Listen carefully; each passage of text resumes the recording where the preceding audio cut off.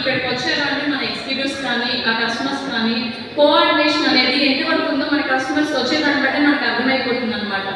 ఇది చేసేదంటే ఏదైనా కస్టమర్ వాళ్ళ ఫ్రెండ్స్ కానీ రిలేటివ్స్ కానీ ఎవరైనా వెహికల్ తీసుకుంటున్నారు, మేబీ మనకి ఆ టైంలో మొబైల్ నెంబర్ మిస్ అయ్యి ఉండొచ్చు, లేకపోతే కస్టమర్ ఇంకొక షోరూమ్ వెళ్ళి ఉండొచ్చు. కాబట్టి ఇలాంటి నీతిగానే మనం పెట్టుకోవడం ఏంటంటే కస్టమర్ మీకు మళ్ళీ కూడా ఆ బాండింగ్ అనేది ఎక్కువ ఏర్పడుతుంది అనమాట మనకి.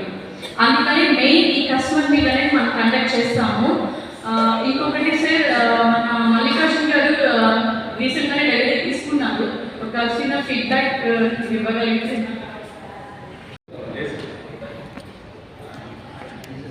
మొన్న ఏప్రిల్ 19వ తేదీ మేము కొత్తగా కాల్ తీయడం జరిగింది.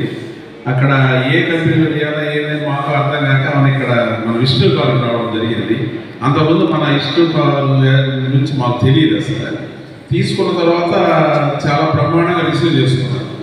నేనేమనుకున్నానంటే చాలా దగ్గర ప్రతి ఒక్క దగ్గర ఇప్పుడు అంతా కమర్షియల్ ఇవ్వం కాబట్టి ఎక్కడికి ఏ షాపుకి పోయినా ఏ వస్తువు అయినా ఏదైనా ఆ వస్తువు తీసుకొని వాళ్ళు రోడ్డు ఎక్కేదాకా చాలా జాగ్రత్తగా ఉంటారు. అంతే కావాలని అనుకున్నాను.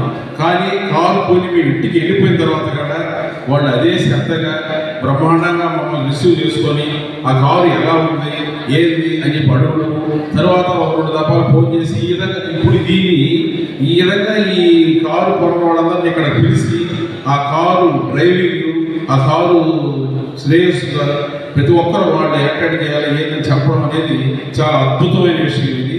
ఈ సందర్భంగా నేను విష్ణు గారి యాజమాన్యం వాళ్ళకి ఇక్కడ ఉన్న ప్రతి ఒక్కరికి కూడా నేను హృదయపూర్వక కృతజ్ఞతలు మరి అభినందనలు తెలియజేస్తున్నాను.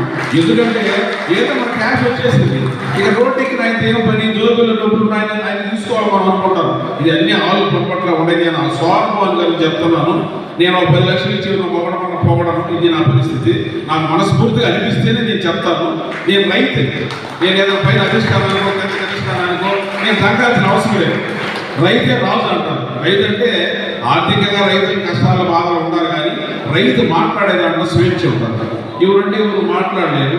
నేను చెప్పేది నా స్వానుభవంలో నాకు మాట్లాడాలనిపించిన అక్షర సత్యాలే ఇక్కడ మాట్లాడడం జరుగుతుంది. ఇది ఇప్పుడు నిద్రలేసి కార్లు కానీ మోటార్ బైకులు కానీ మెట్టకి ఏదో ఉదయాన్నే మెట్టుకెళ్తే సాయంకాలం ఇంటికి తిరిగి వాళ్ళు వచ్చిన దాకా ఇంటికాడ కుటుంబ సభ్యులు కూడా ఎంతో భయపడాల్సినటువంటి పరిస్థితులు ఉన్నవి. అలాంటప్పుడు నేను గమనిస్తున్నాను అక్కడక్కడ ఎంతోమంది ఉపన్యాసాలు చెప్తుంటారు, కానీ ఈ కార్ డ్రైవింగ్ విషయాలు కానీ జాగ్రత్తలు కానీ చెప్పేవాళ్ళు కనపడటం. కార్ డ్రైవింగ్ స్కూల్స్ నేర్పిస్తున్నారు, బాగానే ఉంది. ఆ జాగ్రత్తలు కనీసం స్కూల్లో పిల్లలు ఉన్నారు.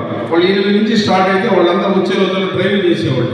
ఏ తల్లిదండ్రులు వాళ్ళ 10 నిమిషాలు కూర్చోబెట్టి నాయన జాగ్రత్తగా తోలాలి అని చెప్పట్లేదు. ఒక బైక్ కావాలా, 2 లక్షలు చేసి తెచ్చుకోకుండా అంటున్నారు కొంచెం సౌండ్ రోడ్లు కూడా. ఇక కూర్చోబెట్టి జాగ్రత్తలు వచ్చి రాబోయే జనరేషన్లో యువతలానికి జాగ్రత్త చెప్పే పరిస్థితులు లేవు. అలాంటప్పుడు ఈరోజు విష్ణు కాల్స్ యాజమాన్యం ఈ విధంగా జాగ్రత్తలు చెప్పి ఈ విధంగా చేయడం అనేది చాలా సంతోషకరమైన విషయం. ఇది ఆదర్శమైన విషయం, చాలా గొప్పగా ఉంది. ఇది చాలా సంతోషంగా ఉంది. నేను అగ్రికల్చర్లో రైతు. నేను మాకిద్దరు బిడ్డలు ఉన్నారు.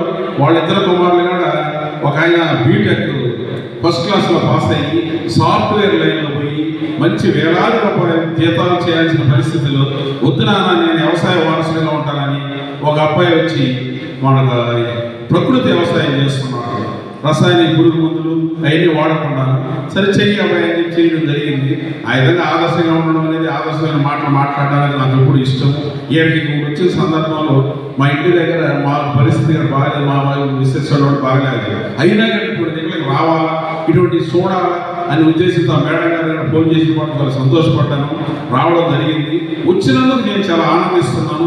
వాళ్ళు నన్ను పరిస్థితి గమనించి త్వరగా ఇక్కడికి పిలవడించేందుకు కృతజ్ఞతలు. Okay, all the best. వచ్చే రోజుల్లో మన విష్ణు గారు మన ఇండియా లెవెల్లో మొత్తం అన్ని కాలేజ్ స్టాఫ్ కూడా ప్రతి ఒక్కటి రోల్ మోడల్ అనేవాళ్ళని నేను కోరుకుంటున్నాను. Okay, thank you.